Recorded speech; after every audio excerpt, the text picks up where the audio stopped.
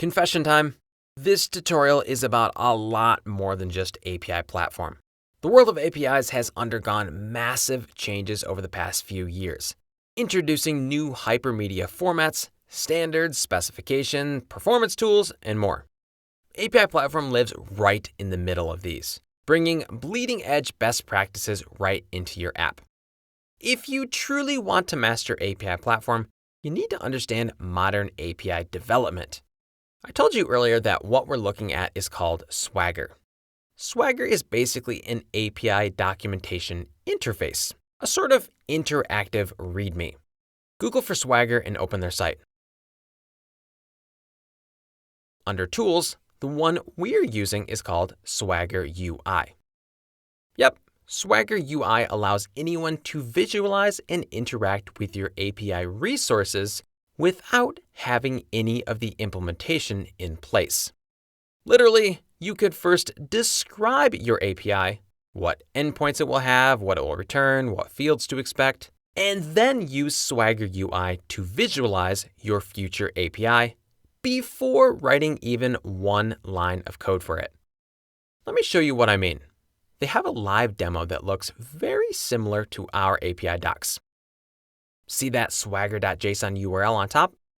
Copy that, open a new tab, and paste. Whoa! It's a huge JSON file that describes the API. This is how Swagger UI works. It reads this JSON file and builds a visual interactive interface for it. Heck, this API might not even exist. As long as you have this JSON description file, you can use Swagger UI. The JSON file contains all your paths, a description of what each does, the parameters of the input, what output to expect, details related to security. It basically tries to completely describe your API. So if you have one of these JSON configuration files, you can plug it into Swagger UI and boom, you get a rich descriptive interface. The format of this file is called OpenAPI.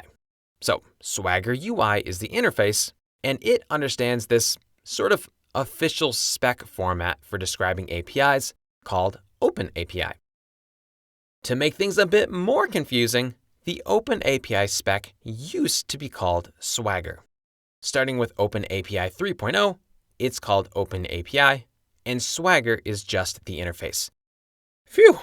Anyways, this is all really cool, but creating an API is already enough work without needing to try to build and maintain this gigantic JSON document on the side, which is why API Platform does it for you. Remember, API Platform's philosophy is this: create some resources, tweak any configuration you need, we haven't done that, but we'll soon, and let API Platform expose those resources as an API. It does that, but to be an extra good friend, it also creates an open API specification. Check it out. Go to /API/docs.json. Hello, giant open API spec document. Notice it says Swagger 2.0. OpenAPI version 3 is still pretty new, so API Platform 2 still uses the old format. Add $spec_version equals 3 to the URL to see, yep, this is that same document in the latest format version. Now go back to our API doc homepage and view the HTML source. Ha! The OpenAPI JSON data is already being included on this page via a little Swagger-data script tag. That is how the page is working. To generate Swagger UI from OpenAPI version 3, you can add the same $spec version equals 3 to the URL. Yep, you can see this OAS3 tag. That doesn't change a lot on the front end, but there are a few new pieces of information that Swagger can now use thanks to the new spec version. But other than the fact that it gives us this nice Swagger UI, why should we care that there's some giant open API JSON spec being created behind the scenes?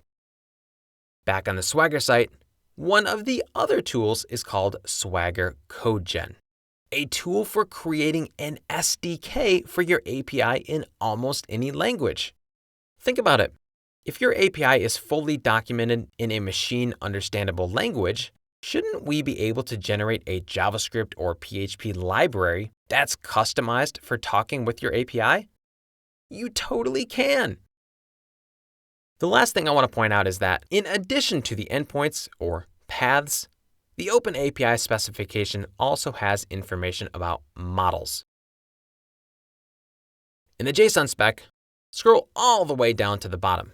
It describes our cheese listing model and the fields to expect when sending and receiving this model. You can see this same info in Swagger. And whoa! It somehow already knows that the ID is an integer and that it's read-only. It also knows price is an integer and created at is a string in a date-time format. That's awesome!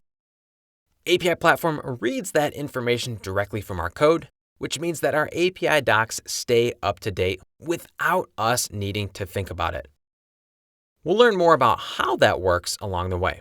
But before we get there, we need to talk about one other super important thing that we're already seeing: the JSON LD and Hydra format that's being returned by our API responses.